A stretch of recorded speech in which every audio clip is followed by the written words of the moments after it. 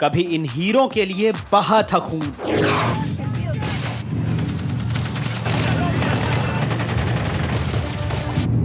लेकिन अब ये हीरे हैं बेदाग। इन्हें खरीदने के लिए मच गई है होड़।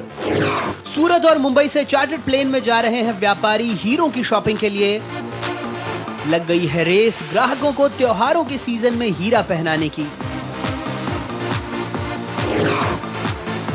देखिए कैसे हरारे में लगी है हीरों की सेल और मार मची है भारत में।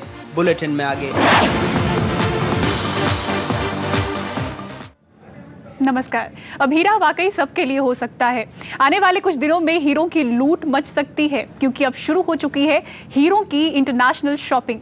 विदेश से खरीदे जा चुके हैं तकरीबन 350 करोड़ रुपयों के हीरे। लिहाजा जानकार मानते हैं कि भारतीय बाजार में हीरे सस्ते हो सकते हैं। इस चमक से आंखें चौंधिया जाएं। क्या आम, क्या खास? हीरा है सभी के लिए। देश में हीरे की डिमांड बहुत ज्यादा है, लेकिन सप्लाई थोड़ी कम। इसलिए हीरा व्यापारी निकल चुके हैं हीरों की इंटरनेशनल शॉपिंग के लिए। सूरत और मुंबई के व्यापारियों ने चार्टर्ड प्लेन से हरारे जाकर खरीदे हैं तकरीबन 350 करोड़ रुपए के हीरे। ये हीरे जिम्बाब्वे के विवादास्पद मरांजे क्षेत्र से निकाले गए थे। बिक्री के लिए रखे गए करीब 9 लाख कैरेट हीरे और हर कैरेट की कीमत लगभग $80। सूत्रों के मुताबिक भारतीय कारोबारियों ने इनमें से 90% हीरे खरीद डाले। $72 बिलियन की माल उन्होंने बेचा है। उसमें $60 बिलियन का माल हिंदुस्तानियों ने लिया है, या तो हिंदुस्तान में बेस्ड या किसी और जगह बेस्ड बट हिंदुस्तानी। निर्यात के लिए विश्व हीरा परिषद यानी WDC ने मंजूरी दी थी। पूरी बिक्री किम्बर्ले प्रक्रिया के तहत हुई, यानी इन हीरों को यह सबूत मिला है कि इन्हें निकालने में मजदूरों का शोषण नहीं हुआ है और सारे कायदे कानूनों का पालन हुआ है। जानकार बता रहे हैं माल भारत आने से कच्चे हीरे की कीमतों में गिरावट हो सकती है। छोटे छोटे गांवों से आते कारीगर लोगों को, इन लोगों को काम मिलेगा, काफी बहुत बड़ा काम मिलेगा इन लोगों को। जो ज्वेलर्स लोग खाली एक महंगा हीरा करके आदमी लोग चले जाते हैं, वो भी उन लोगों को भी काम मिलेगा। जिम्बाब्वे में हुई इस खरीदारी से हीरा कारीगरों के साथ साथ ग्राहकों के चेहरे पर भी मुस्कान लाजमी है। 2008 की मंदी के बाद पहली बार कारीगरों को काम मिलेगा और ग्राहकों के लिए देसी बाजार में हीरे के गहनों की सस्ती कीमत की उम्मीद। औरत चाहती है कि उसको डायमंड मिल सके, तो अगर सस्ते होंगे देन लॉट मोर पीपल, बहुत सारे लोग और खरीद सकते हैं उसको। प्राइस पे नजर जाती है, यदि थोड़ा रेट्स ठीक होंगे तो हम लोग उसको खरीद पाएंगे। इन हीरों की दूसरी खेप की नीलामी सितंबर में हो सकती है। बेशकीमती हीरा ऐसा नगीना है जो कि आम आदमी के लिए सपना ही बना रहता है, लेकिन अब बाजार में ऐसे जिम्बाब्वे हीरे आने की बात चल रही है जिनके आते ही दावा यह है कि आम आदमी का सपना अब हकीकत बनने वाला है। मुंबई से दीप्ति अग्रवाल और सुनील सिंह के साथ अनुराग द्वारी, NDTV इंडिया। तो इस त्योहार शायद हीरों का मौसम हो। मुंबई और हीरों का रिश्ता बड़ा गहरा और पुराना है। एक तरह से देखा जाए तो हीरों के कारोबार का गढ़ है मुंबई। करोड़ों के इस हीरा उद्योग से चलती है 25 लाख लोगों की रोजी रोटी। माया नगरी की चकाचौंध है ये। यहाँ हीरे भी थोड़ा ज्यादा ही चमकते हैं। फैशन, बॉलीवुड, व्यापार, शेयर बाजार, इन सब के साथ हीरों के कारोबार का भी गढ़ है मुंबई। भारत में ज्यादातर हीरों का आयात होता है और उसका केंद्र मुंबई है। लेकिन कटिंग और पॉलिशिंग के लिए हीरे सूरत जाते हैं। दुनिया भर में हीरे तराशने का 90% काम भारत में होता है। चमक और चकाचौंध का शहर मुंबई, उसकी झलक हर चीज में है, यहाँ तक कि हीरों में भी। दुनिया के अगर कोई भी 12 हीरे किसी भी गहने में आप देख लें तो उनमें से 11 भारत से होंगे, और वो 11 गुजरे होंगे मुंबई से, क्योंकि मुंबई सबसे बड़ा हीरो का ट्रेडिंग सेंटर है। मध्य मुंबई की पंचरत्न बिल्डिंग देश के हीरा कारोबार की नाक है। इससे जुड़े हैं 15,000 हीरा कारोबारी। इसमें कुछ सीधे तौर पर हीरे का कारोबार करते हैं तो कुछ बिचौलिए की भूमिका में हैं। देश का हीरा उद्योग 1,50,000 करोड़ रुपए का है और इससे तकरीबन 25 लाख लोगों की रोजी रोटी चलती है। भारत के तराशे हीरों की दुनिया भर में धाक है। ऐसे में अब जब बाजार में होगी हीरों की भरमार तो क्या सस्ते होंगे हीरे?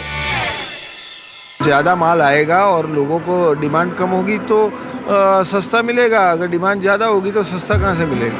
If you are going to buy the same thing, yes, naturally when there is more supply, price सुधर जाता है।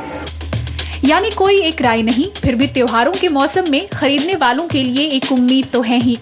अभी जो जिम्बाब्वे आएगा ना, शायद वो थोड़ा सा सस्ता भी होगा, ऐसा मेरी अपनी ऐसी फीलिंग है।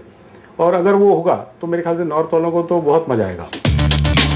दाम देखना इसलिए दिलचस्प होगा क्योंकि हीरो पर डिमांड और सप्लाई का नियम ज्यादा नहीं चलता।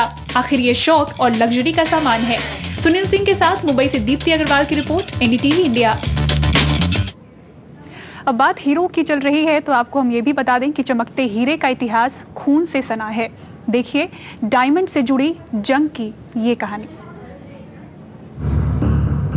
जिम्बाब्वे में हीरे बिके, सबसे पहला सवाल उठा, कहीं ये ब्लड डायमंड तो नहीं? क्यों चमक और चकाचौंध के इन पत्थरों को Ivory Coast, Liberia, Congo, Sierra Leone जैसे देशों में खून से जोड़ दिया गया?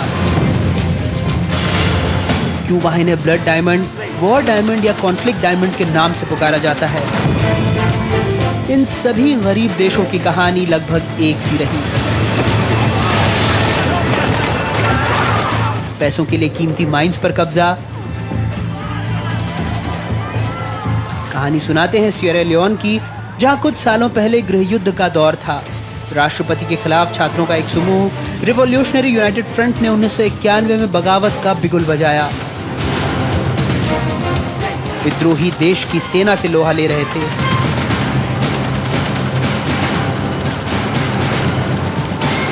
सड़कों पर मौत का तांडव मचा था। दिन दहाड़े गोलियां और धमाके होते, बेकसूर मारे जा रहे थे।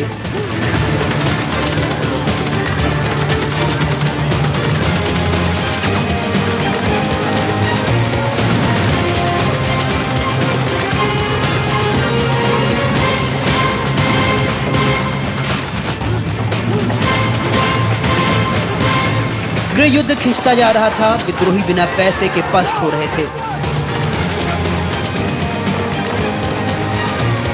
विद्रोहियों को तब सहारा मिला देश के बेशकीमती हीरो की खानों का। देश भूख से बिलख रहा था, लेकिन हीरे की खानें खूब थी। विद्रोहियों को लगा कि अगर वो डायमंड माइंस पर कब्जा कर लेंगे तो जंग जीत जाएंगे। कुछ खानों पर विद्रोहियों ने कामयाबी पा भी ली। औने पौने दाम पर हीरे बेचकर गोला बारूद खरीदा गया। मकसद साफ था, हीरे लो, बंदूक दो। विद्रोही अपनी जेबें भी गर्म करने लगे। कई हीरा कंपनियों को फायदा पहुंचने लगा। हीरा कंपनियां सीधे विद्रोहियों को फाइनेंस करने लगी। सस्ते दाम में व्यापारियों को भी हीरे मिलने लगे थे। आखिरकार 11 साल की लड़ाई के बाद विद्रोह पर काबू पा लिया गया। हीरे के पैसे से चले इस गृह युद्ध में करीब 20 लाख लोगों की मौत हो गई। इन गरीब देशों में हीरे के खनन में मूल रूप से किसान और मजदूर लगे थे। हीरों की मांग बढ़ी तो बंदूक की जोर पर कम वेतन पर इनसे दिन रात काम कराया जाने लगा। विरोध की सजा मौत होती थी। ब्लड डायमंड की यह कहानी जब दुनिया को पता चली तो इन हीरों की खरीद फरोख्त पर बैन लगा दिया गया। 75 देशों की WBC ने जिम्बाब्वे पर यह पाबंदी 2002 में लगाई थी, ये कहकर कि इन हीरों से मिलने वाले पैसे का इस्तेमाल आतंकी घटनाओं में हो रहा है। वर्ल्ड डायमंड काउंसिल की देखरेख में तकरीबन 8 साल बाद वहां हीरो का कारोबार शुरू हुआ है, लेकिन ये सुनिश्चित करना होगा कि ये चमक वापस सुर्ख ना हो। मुंबई से ब्यूरो रिपोर्ट, एनडीटीवी इंडिया।